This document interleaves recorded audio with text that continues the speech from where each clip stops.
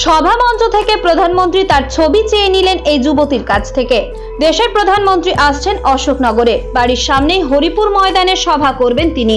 এই খবর শোনার পর থেকেই হরিপুর 12 নম্বর কালভার্ট এলাকার প্রথম বর্ষের কলেজ পড়ুয়া দেবযানী ঘোষ পেন্সিল স্কেচে সাদা পৃষ্ঠায় ফুটিয়ে তুলেছিলেন দেশের প্রধানমন্ত্রী নরেন্দ্র মোদীর হাতে আঁকা ছবি। কিন্তু ছবি আঁকলেও তা কিভাবে শেষ পর্যন্ত প্রধানমন্ত্রীর হাত পর্যন্ত পৌঁছবে তা নিয়ে নানা ভাবনা চিন্তা করলেও কোনো রকম উপায় খুঁজে পাননি এই ছাত্রী। অবশেষে এদিন সভা শুরুর প্রায় 4 ঘন্টা আগে সভা মঞ্চের একেবারে সামনের সারিতে বসার জন্য পৌঁছে গিয়েছিলেন তিনি।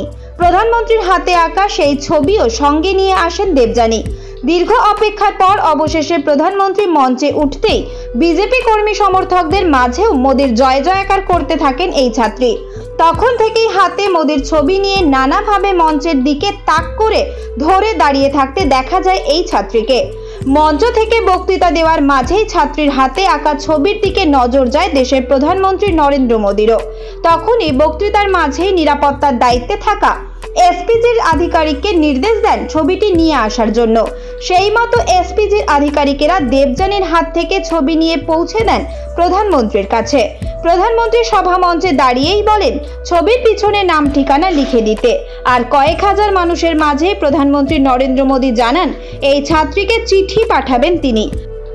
कुछ बच्चे जरा एसपीजी और कैमरामैन ये कुछ बच्चे बहुत बढ़िया बढ़िया तस्वीर बना के लाए हैं।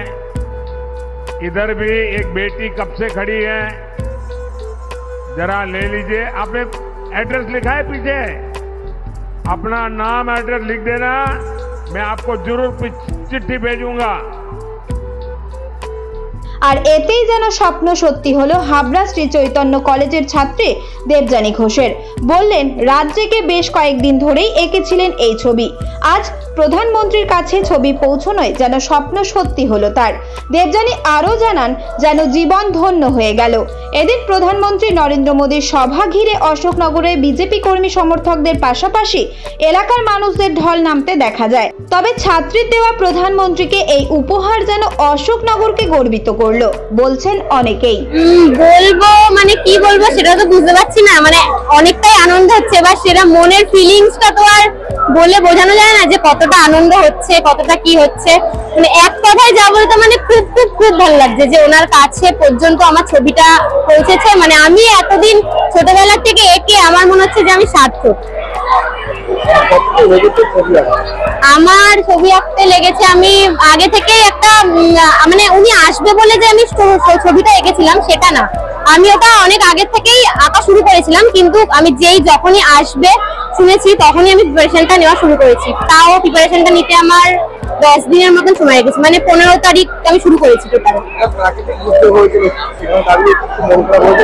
হ্যাঁ, মনটা খারাপ প্রচুর হয়েছিল যে আমার মানে ছবিটা দিতে পারবো কিনা, এত কষ্ট করে আঁকলাম, এত ভক্তি নিয়ে আঁকলাম, মানে এত মানে বলতে গেলে একটা স্বপ্নের মতন। আর ঠাকুরের কাছে শুধু প্রে করছিলাম যাতে প্রাকৃতিক দুর্যোগটা কমে যায়, যেন উনি আসেন। মানে খুবই আনন্দ, মানে বলে বোঝাতে পারছি না।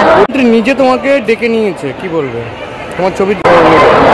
আর মানে কি বলবো, হাত পা তো কাঁপছে, মানে বলতে গেলে এটা তো ভাগ্য একটা কথা। আর উনি যে ডেকে নিয়েছে মানে আমি কি বলবো, ফিলিংসটা তো আর বোঝানো যায় না। আমি এতটাই আনন্দ হচ্ছে আমি মানে বলতে পারছি না।